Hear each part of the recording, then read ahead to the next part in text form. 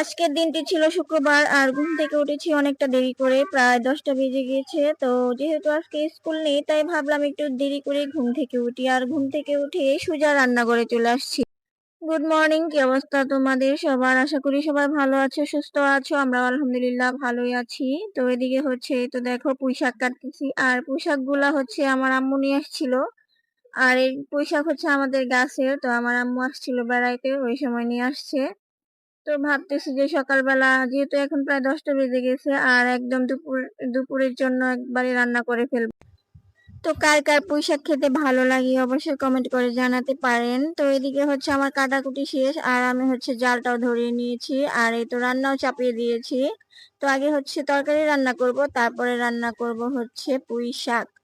আর বেগুন দিয়ে আলু দিয়ে রান্না করব ছোট মাছ, আর ছোট মাছও হচ্ছে আমার আম্মু নিয়ে আসছিল। তো ওইটা হচ্ছে বেগুন দিয়ে রান্না করব। আর বেগুন দিয়ে হচ্ছে ছোট মাছ রান্না করে খেতে কিন্তু অনেক বেশি ভালো লাগে আমার কাছে, আর কি স্পেশালি আমার কাছে অনেক বেশি ভালো লাগে। আর এটা আমি রান্না করি মাঝে মধ্যে, যখন ছোট মাছ আনা হয় তখন এই বেগুন দিয়ে বা শুধু খাওয়া হয় আর কি, কিন্তু বেগুন দিয়ে খাওয়াটা হয় বেশি। যাই হোক, তো এটা দেখো আমি কিভাবে রান্না করতেছি সেটাই তোমাদের সাথে শেয়ার করতেছি। এক একজনের রান্না এক এক রকম হতে পারে, তো আমার রান্না যেভাবে আমি করি আর কি, আমি যেভাবে রান্না করি সেটাই তোমাদের কাছে শেয়ার করতেছি, আশা করি ভালোই লাগবে। তো ওইদিকে হচ্ছে তরকারি হয়ে গিয়েছে, আর এখন হচ্ছে এই তো পুঁই শাকটা ভাজি করে নিচ্ছি। আর পুঁই শাক ভাজি খেতে আমার কাছে বেশ ভালো লাগে। তো এদিকে রান্না করে চলে আসছি। আর তেলাপিয়া মাছ যেটা, ওইটা এখনো রান্না করি নাই, ওইটা হচ্ছে বিকেলে রান্না করব। তো এটা ভিজিয়ে রাখছিলাম, তো যার কারণে এখন আর রান্না করি নাই। তো এখন আর রান্না করব না। এদিকে বর হচ্ছে খেতে দিয়েছি বরকে, ওর অনেক ক্ষুধা পেয়ে গিয়েছে। আর খাওয়া দাওয়া শেষ করে তো আমি ঘরে চলে আসছি। আর দেখো কি অবস্থা, ঘরের অবস্থা একদমই নাজেহাল। তো এখন হচ্ছে আমি ঘরটা গুছিয়ে নিব, চলো ঘরটা গুছিয়ে নেই। তো এই তো বিছানাটা গুছাবো। তো প্রতিটা মেয়েরই হচ্ছে একটা অভ্যাস, হচ্ছে প্রথমে বিছানাটা গুছানো। এটা মনে হয় যে সব সব বাড়িতে এরকম হয়, বিছানাটা প্রথমে না গুছালে ভালোই লাগে না। তো আমি যে কোনো কাজ করার আগে হচ্ছে আগে বিছানাটা গুছিয়ে নেই। তো বিছানাটা গুছিয়ে নিচ্ছি, চলো তারপরে আবার কথা হচ্ছে।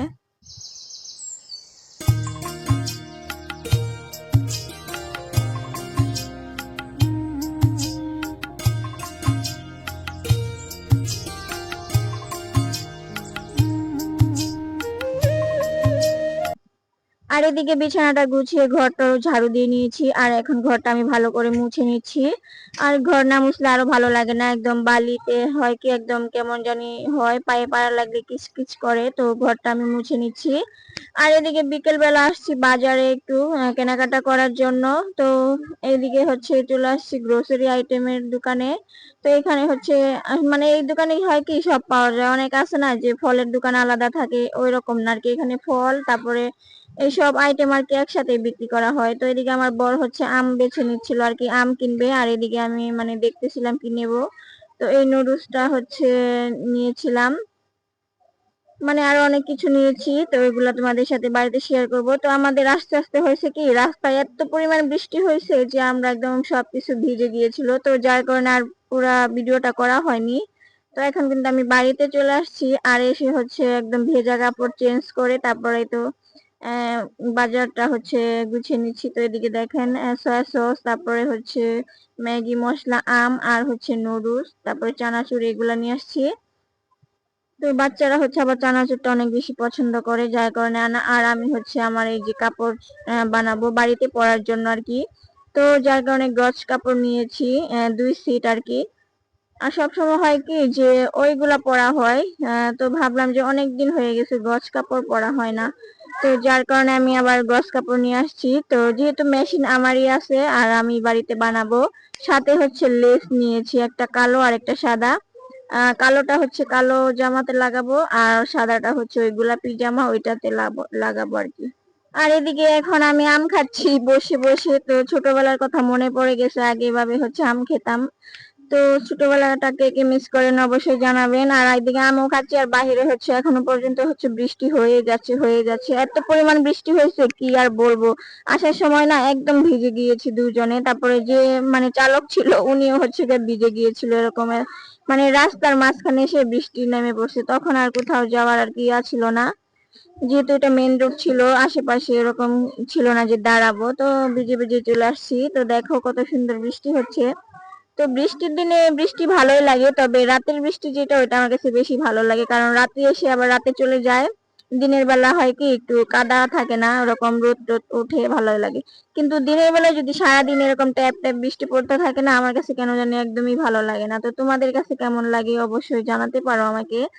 আর আমার চ্যানেলে যারা নতুন, অবশ্যই আমার চ্যানেলটাকে সাবস্ক্রাইব করে আমার পাশে থাকতে পারো এবং অল নোটিফিকেশন অন করে দিতে পারো, যাতে করে আমি কোনো ভিডিও ছাড়লে তোমরা দেখে নিতে পারবে। আর এখন হচ্ছে রাত্রিবেলা, তো মেয়ে বলতেছিল যে চিকেন মোমো খাবে, তো আর কি আর করার, যে কাজ এই বৃষ্টির মধ্যে হচ্ছে এদিকে রান্না করে চলে আসছি আর চিকেন মোমোটা বানিয়ে নিচ্ছিলাম। কারণ আমি হচ্ছে ওটা দেখাইনি কিভাবে বানিয়েছি, তো অন্য আরেকদিন যদি বানাই তোমাদের সাথে শেয়ার করব। তো এই তো স্ট্রিম করা হয়ে গিয়েছে, তো মাঝখান থেকে অনেকটা খুলে পড়ে যাচ্ছিল এরকম। তো এখন হচ্ছে আমরা 2-3 জন মিলে আর কি চিকেন মোমো খাবো। আর ওর বাবা এখনো বাসায় নাই, তো ওর বাবার জন্য আলাদা রেখে দিবো, আসলে গরম করবো। আজকে পর্যন্ত, আল্লাহ হাফেজ।